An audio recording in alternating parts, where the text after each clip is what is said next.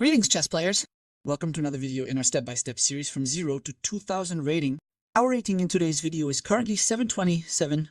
Let's see what valuable lessons we can glean from this episode and apply them to improve our performance in our next match. Ada? So, leave a like and subscribe to the channel if you haven't already. Let's click the play button and see who awaits us. An opponent from Indonesia. Well, he played pawn e4. As I said, I play c6, which is my repertoire. Our goal is always to make d5. And guys, here you'll notice something. We'll be attempting to control the center of the board, develop our minor pieces, and we'll strive for a short side castling, okay everyone? Aidua. That will always be our objective. In a normal situation, after this move he made, I'd like to show you a supplemental point. The move he made when he moved the bishop in front of the central pawn tends to be bad. That's because the central pawn wants to be moved either to d3 or d4. The same goes for the e-pawn. It wants to be moved to e3 or e4 at some point. When you put a bishop in front of the pawn, it tends to disrupt that quite a bit, I'd admit. In this case, I'll even take it, which will unfold the bishop, but my point here, folks, is that I want to play knight f6 and gain some time on the bishop. In other words, he could even play pawn d3 here, but we have a very good development from here on out.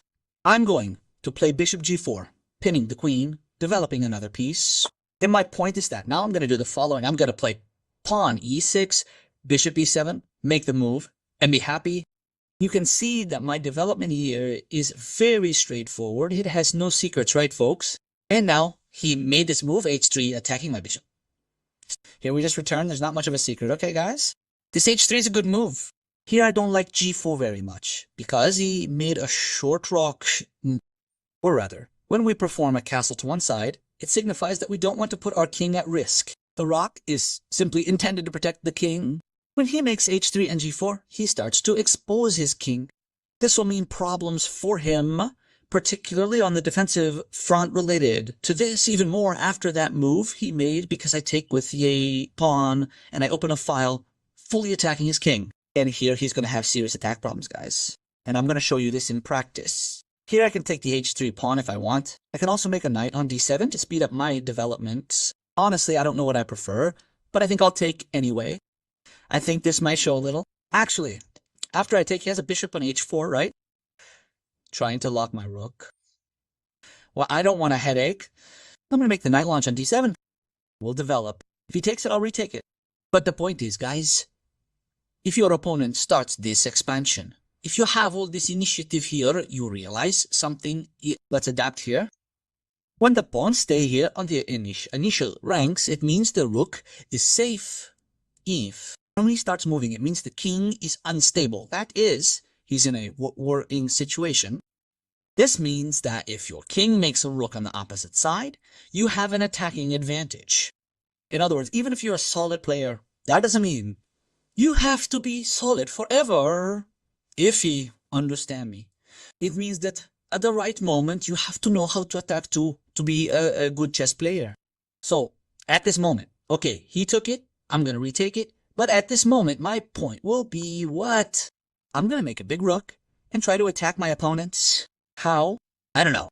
We're going to try to move the pieces into play and see how that's possible. Okay, guys, he attacked my knight. We're going to want to put our knight in the center. Why Miya? Why put the knight in the center? Because a knight in the center has much more flexibility than a knight in the corner, okay?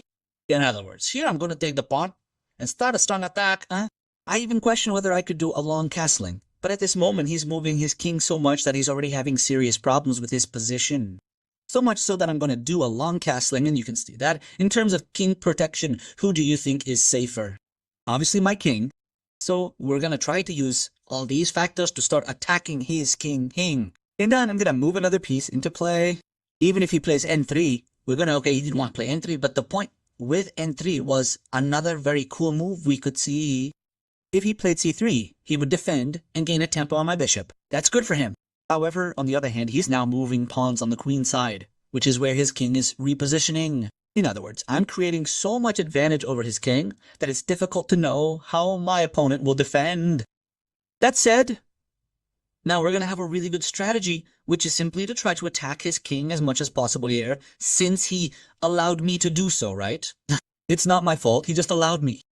He's made so many mistakes. Now his king is completely locked up. And well, good luck to him surviving, right? There's not much we can say.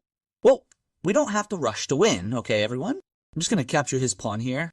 There must be some sequence I might have missed that wins immediately. If that happened, leave it in the comments because it really helps with visualization training, not only for me, but for you all. But okay. My opponent played the rook move, gaining a tempo on my queen. In that case, I can take here. Actually, instead of taking, I think I'll just capture here and try to keep an eye out for capture themes here, right?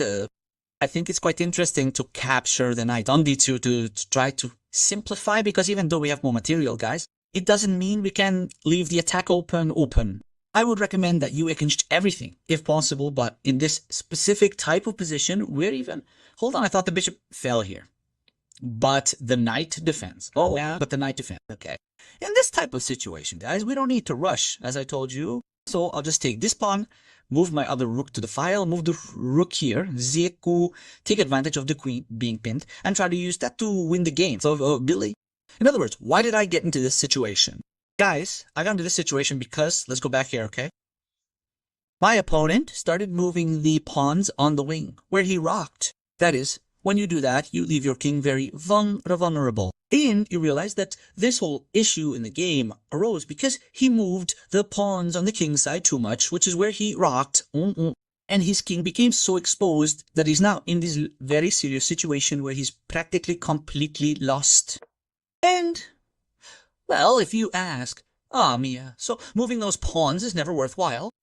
No, you tend to move those pawns, okay? There might be other positions where you don't do that. Sorry. But the tendency is that you only move the pawns on the king side if you've rocked short. If your king is here, then it's interesting to move those pawns, because then you're preparing an attack on the opposite wing from your king. When you move those pawns while they're on your king side, it becomes very vulnerable. Well, even more so when you open a file for my rook, meaning everything indicated that I needed to attack in this position. And sure enough, right, we started such a strong attack that he ended up losing the queen. Right here he can resign if he wants, obviously, but the position has been bad for a long time, and we already understand why. It's quite simple to understand, to be honest. My opponent simply left the re-response too long. There's not much we can say.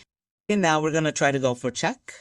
As I said, there's no need to rush. I'm going to retreat my bishop, prepare some check themes, and try to checkmate him as soon as possible. Okay? Here I think I can apply this check. Correct? Check. He retreats. I can't take the knight, actually. So how do I continue playing? I'm going to apply this check. I think it's the simplest check to apply. If he comes out, this way I can try to make a queen checkmate him in a very easy way. In other words, okay. With that, we have check. If he plays b4, I can capture with checkmate. Actually, it's checkmate. This is checkmate. Actually, it's not checkmate. What am I missing? Oh, king, come here. How funny. Okay. In that case, oops, I was going to think it's checkmate again, but bishop c5, he has that one. At f6, he captures. Oh my god, there's still a long sequence ahead. Actually, I think knight c2 is checkmate in 1, so we don't have much more to worry about. Very well. It was a good game. Let's conduct a thorough review to determine the length of our prison sentence and identify its key weaknesses. And we had a total of 84.4 accuracy against our opponent's 60, and as you could see, folks, it really came down to that our main opponent left so many responses that he ended up suffering an attack that was undefendable.